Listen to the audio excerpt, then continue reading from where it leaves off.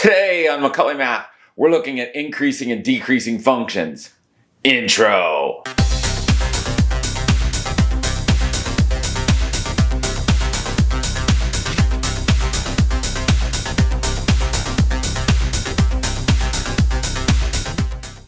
Okay, good day. I'm Professor Macaulay. This is Math 200, Calculus 1, Lesson 11 on increasing and decreasing functions. Our goals for today. We're going to determine the intervals on which a function is increasing and decreasing, and we're going to apply the first derivative test to find a relative extrema of a function. Determining when a function is increasing or decreasing can have practical applications in science and finance. Clearly, knowing the conditions for increasing and decreasing profits is particularly important for a company. Additionally, finding maximums and minimum values of functions have critical applications in the real world. Let's start with a definition of increasing and decreasing functions, and then we'll go to a demonstration. A function f is increasing on an interval when for any two numbers x1 and x2 in the interval, the expression x1 less than x2 implies that f of x1 is less than f of x2. A function is decreasing on an interval when for any two numbers x1 and x2 in the interval, the expression x1 less than x2 implies that f of x1 is greater than f of x2. So what do those mean? Let's take a look at a quick Desmos demonstration to try and get a visual representation of what these definitions mean. Let's talk about the first definition on increasing functions. And here we see a pink function that is definitely increasing on the interval from 2 to 10. What the definition attempts to show is that anytime that you pick an x1 that's less than x2, and the function value for x1 must be less than the function value for x2. When I come back to this diagram, here's my x2 and here's my x1. x1 is definitely less than x2. And I can slide that x1 value around, but as long as the x1 is on the left side of x2, then the function value, this value right here, will always be less than the function value of x2. So as long as x1 is less than x2, the function value for x1 is less than the function value for x2. Similarly, a function is decreasing when you have an x1 that's less than x2, then f of x1 will be greater than f of x2. Let's take a look at that in Desmos. So here again, x1 is always going to be less than x2, and we can see that by sliding that around. x1 is always less than x2. Then f of x1 will always be greater than f of x2. Now, the moment that f of x1 becomes greater, the function value for f of x1 will go below the function value for f of x2. Using the first derivative test to find increasing or decreasing functions, let f be a function that is continuous on the closed interval a to b and differentiable on the open interval a to b if the first derivative of x is greater than 0 for all x in that open interval a to b, then f is increasing on the closed interval a to b. Number 2, if the first derivative of x is less than 0 for all x in that open interval a to b, then f of x is decreasing on the closed interval a to b. And number 3, if the first derivative of x is equal to 0 for all x in the open interval a to b, then f is constant on the closed interval a to b. So what does that actually mean? What is all of this telling us? It's hard to understand when it's just words and inequality symbols. So let's talk about some graphical representations. First, let's open a Desmos demonstration. Here we have a third-degree polynomial, and here we see from negative infinity until we get to the graph that it is increasing until we get to about -2. Then at about -2, it changes from increasing to decreasing, and this function decreases until we get to +2. Then from 2 to what appears to be positive infinity, this function is again increasing. So we have three intervals. one from negative infinity to negative 2 where it's increasing, one from negative 2 to positive 2 where it's decreasing, and then another one from positive 2 to positive infinity where it's increasing. And we have this point of tangency slider, and we can see that as we move it along, it is increasing here, then it is decreasing there, and then it is increasing again. All right. The first derivative determines the slope of a tangent line at a given point. So the first derivative gives me the slope of a tangent line. Well, let's look at a tangent line. Here is a tangent line. And as I move this function, if we're not necessarily looking at the line itself, but thinking about the slope of this line, as this function is increasing, the slope of that tangent line is going to be positive. So over the interval where the function is increasing, the slopes of the tangent lines are always going to be positive. Now when we get to the relative maximum, you'll notice that this tangent line becomes horizontal. It has a slope of 0. The moment we move into the interval where the function is decreasing, we see that the tangent line, the slope of the tangent line, starts to become negative because the function is decreasing. So when the function is increasing, the slopes of the tangent lines are positive, and then when the function is decreasing, the slopes of the tangent lines are negative. If the first derivative is positive, then the function is increasing from left to right. First derivative is negative, then the function is decreasing from left to right. When we look at the graph of the derivative, so I have imposed, and you can see right here, it's y equals f prime of x. So this brownish orange line is the derivative of this blue line. And so what we see here, when I put this in, is the value of the slope of the tangent line. So let's look at this purple tangent line. It's positive, and because it's very steep, it's very large. So the value of the derivative is going to be positive and very large.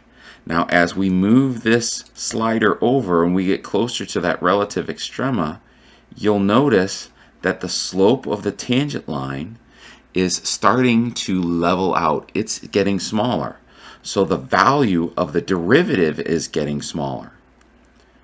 When we get to our relative maximum here, the tangent line is horizontal. So the value of the derivative is going to be 0 because the slope of the tangent line is going to be 0. When the function is decreasing, the slope of the tangent line is negative, so the value of the derivative is also negative. So since the derivative is negative from negative 2 to positive 2, we can see that the function is going to be decreasing from negative 2 to positive 2. Then once again, once the function gets to a relative minimum, the slope of this tangent line is going to be 0, so the value of the derivative is going to be 0. And then once the function starts increasing again, the slope of the tangent line is going to have a positive value, so the value of the derivative is going to be positive. And as we go to positive infinity, that slope is going to get steeper. It's going to continue to be positive, and since it gets steeper, the value of that slope is bigger, so the value of the derivative gets bigger. The first derivative test: if c is a critical number of a function f that is continuous on an open interval I containing c, and f is differentiable on the interval except possibly at c, then f of c can be classified as if the first derivative, c, changes from negative values to positive values at c, then f has a relative minimum at c f of c. If the first derivative at c changes from positive values to negative values at c, then f has a relative maximum at c f of c, and then if the first derivative at c has either both positive or both negative values on either side of f of c, then there is no relative extrema at c f of c. And we saw that in the last demonstration. For a relative minimum, when the slopes of the tangent line changed from negative to positive, or when the value of the derivative changed from negative to positive, we had a relative minimum. Then when the slopes of the tangent line changed from positive to negative, or the value of the derivative changed from positive to negative, we had a relative maximum. We are going to use a sign chart to help us determine whether a function is increasing or decreasing, but it is not technically a rigorous explanation in a testing situation. So if you're taking a AP calculus test or a placement test, do not rely solely on your sign chart as your reasoning for why a function is increasing or decreasing. Let's start with an elementary example. First, we're going to take this function, f of x is equal to x squared plus 6x plus 10, and we're going to find the critical numbers. Then we're going to find the open intervals on which the function is increasing or decreasing, and then we're going to apply the first derivative test to identify the extrema. So this is a parabola, so it has an interval when it's increasing and an interval when it's decreasing. So let's find those critical numbers. So for a, the first thing we're going to do is we're going to find the first derivative, and that is using the simple power rule. First derivative of x squared is going to be 2x. The first derivative of 6x will be 6, and then the derivative of a constant will be 0. So we want to set this equal to 0 to find the critical numbers.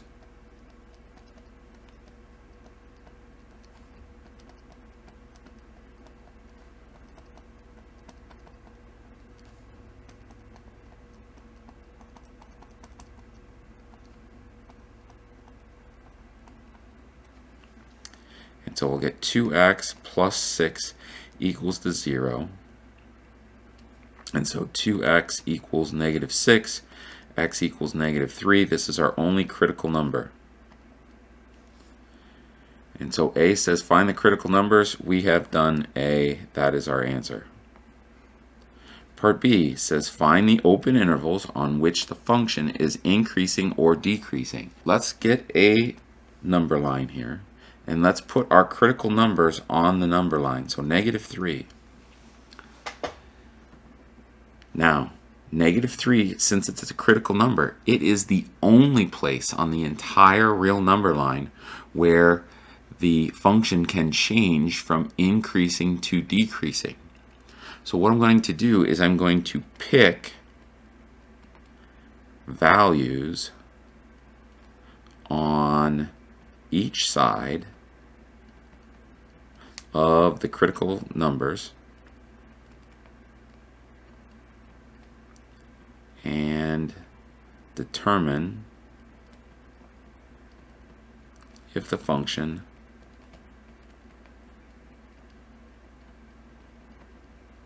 is increasing or decreasing.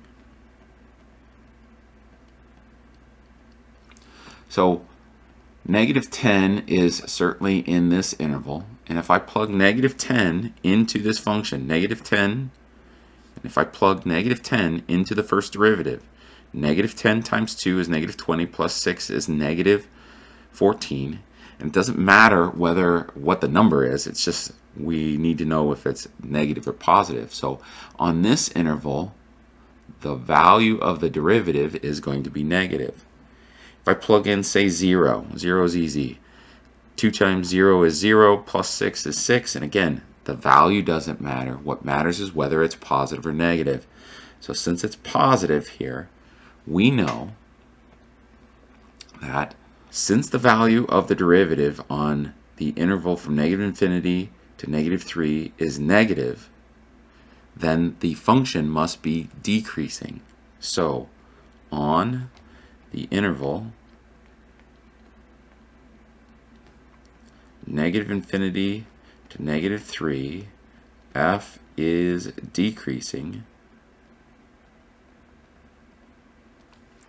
and on the interval negative 3 to positive infinity, f is increasing.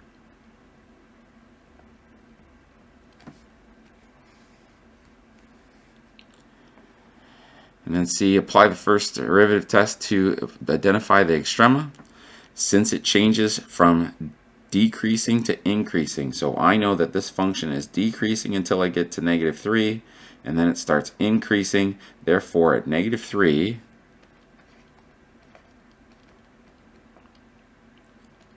and I'm going to take negative 3 and I'm going to go back to the original function because that's how I find points on a function. So negative 3 squared is going to be positive 9.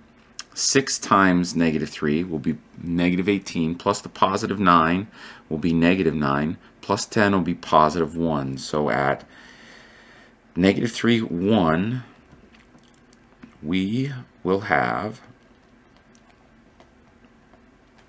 a relative minimum. And again, we have a relative minimum because it's decreasing till we get to the point and then increasing after that point.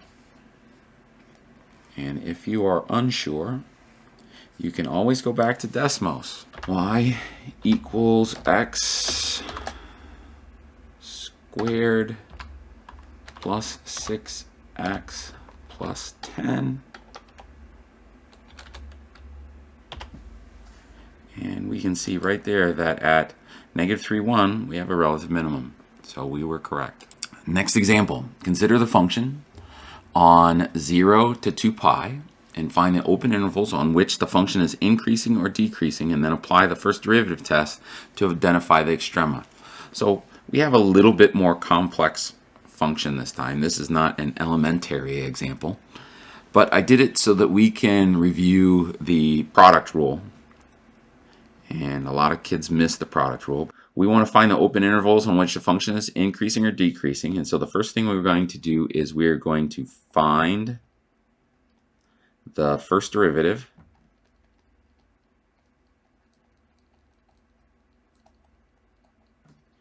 And we need to note we need a product rule.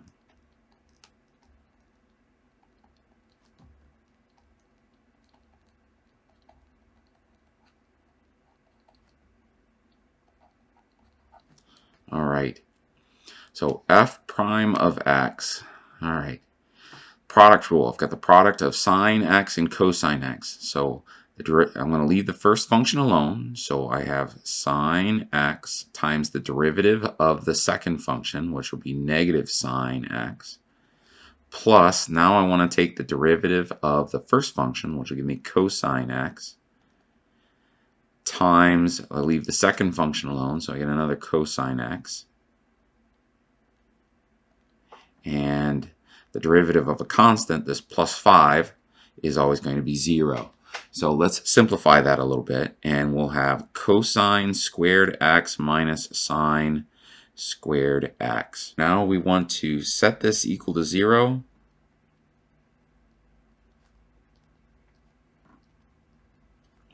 And find critical numbers.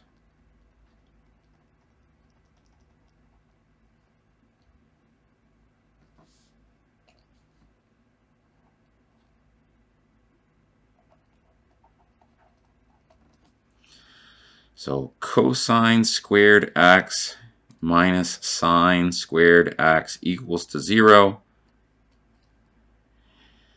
I'm going to move the sine to the other side, so I have cosine squared x equal to sine squared x, and then I'm going to take the square root of both sides. And remember, when you take the square root, you got to add plus or minus. So the square root of cosine squared x will be plus or minus cosine x, and then the square root of sine squared x is going to be plus or minus sine x. All right, so if I think about my unit circle, and let's just draw a little unit circle here.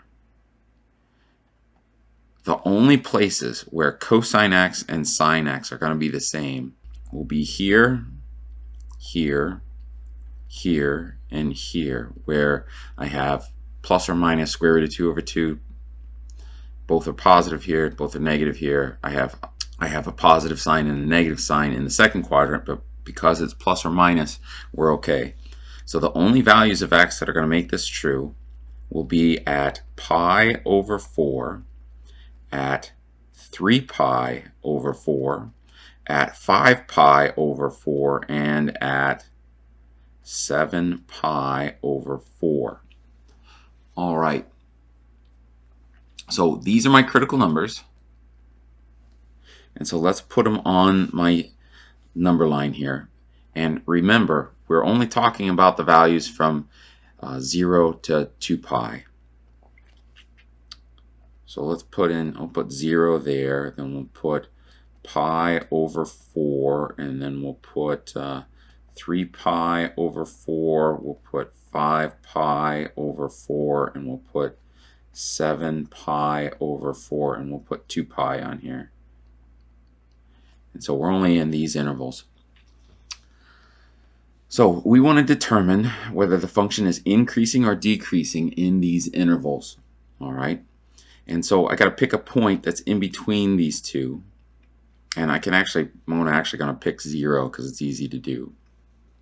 And so when x is 0, our first derivative, cosine squared x minus sine squared x. Well, when x is 0, cosine is 1 and sine is 0. So 1 squared is 1, 0 squared is 0. 1 minus 0 gives me 1. And so in this interval, the function is positive. So I want to pick a value in between pi over 4 and 3 pi over 4. So I'm just going to pick pi over 2.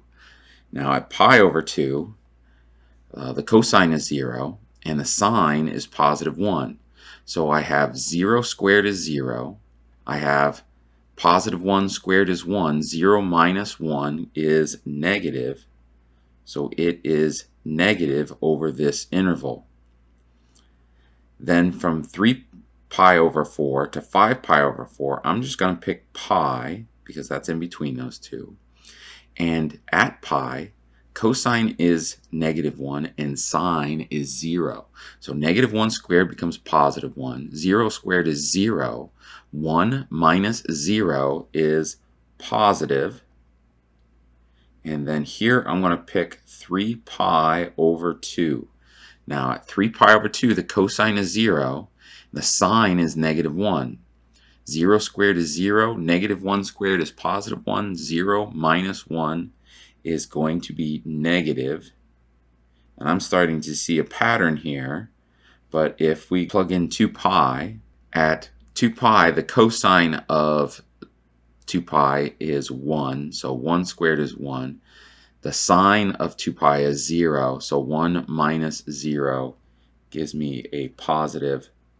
So it is increasing on our first interval. It is decreasing on the second, increasing, decreasing, increasing. So we're going to say that f of x is increasing on the intervals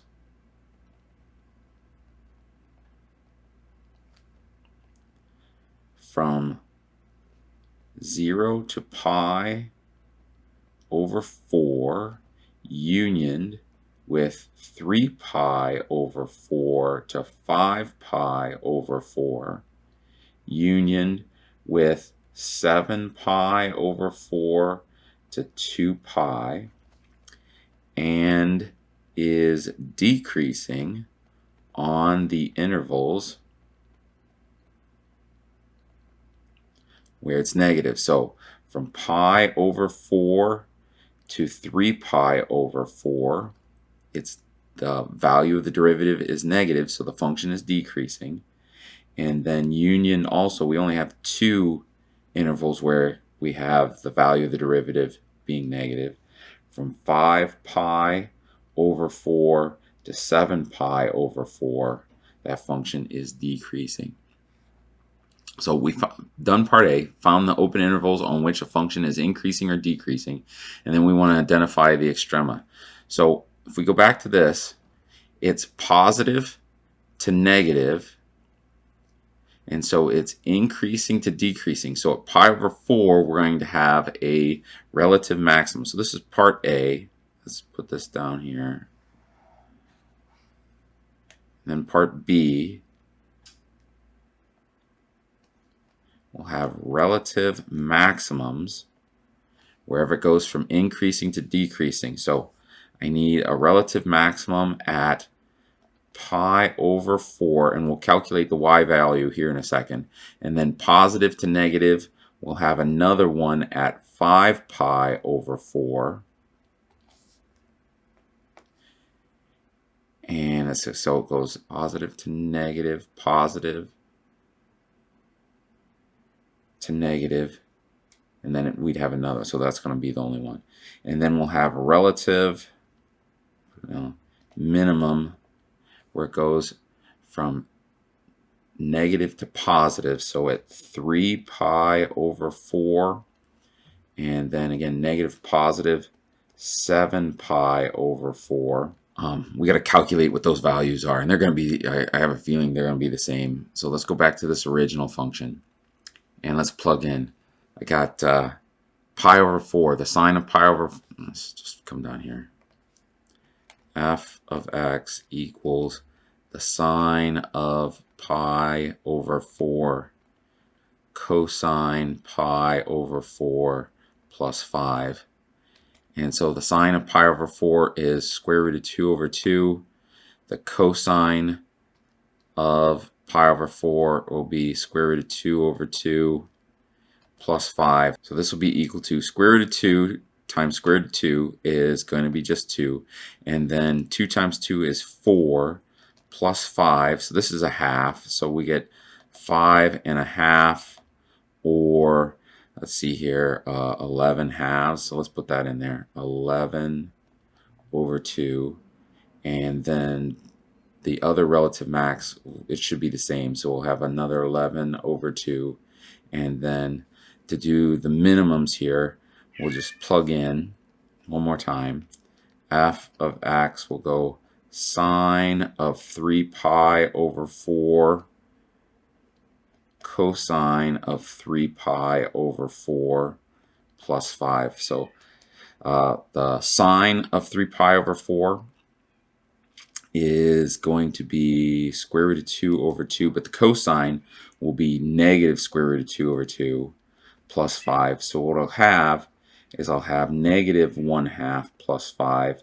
So that'll be 4.5, or it will be, let's see, 9 halves. So we'll go 9 halves there and 9 halves there. Okay, last example. Use the graph of f of x to sketch the graph of f prime. So we have some values here that are important. We have turning points. We have a turning point here, we have a turning point here, and we have a turning point there. So the function is increasing until I get to positive 2. So I'm going to put a mark here at 2. And it's increasing. So the first derivative will be positive over this interval. So I am going to have a positive until I get to 2.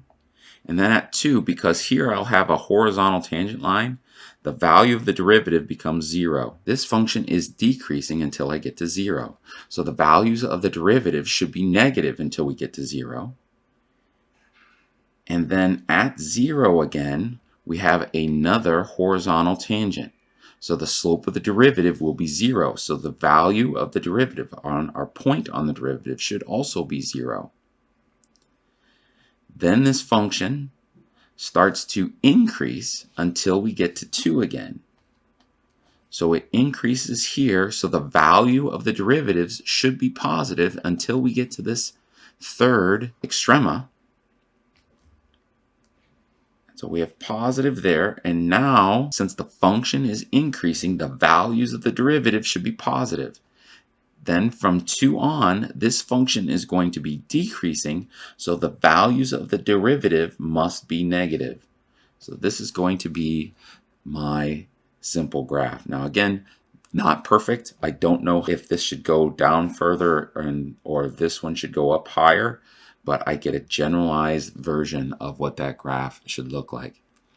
So sometime this week, we're going to have a performance task where we're going to basically take a bunch of graphs where I give you a function and a derivative, and I'm going to ask you to match them. They're going to be a list. So in the homework, make sure that you make these drawings and try and understand them the best you can. And if you need help, we can go over that in class. Well, that's all I got for today, folks. So, the Star Wars fun fact of the day. Shmi is Anakin's mother, which makes him Luke Skywalker's grandmother and Kylo Ren's great-grandmother. It is implied in Episode 1 that Anakin has no father and therefore must be a virgin birth. So, Anakin Skywalker, Darth Vader, is a Christ figure. Kind of weird if you ask me to, but that's kind of the implication there. Well, that's all I got for today, folks. Have a good day. Goodbye.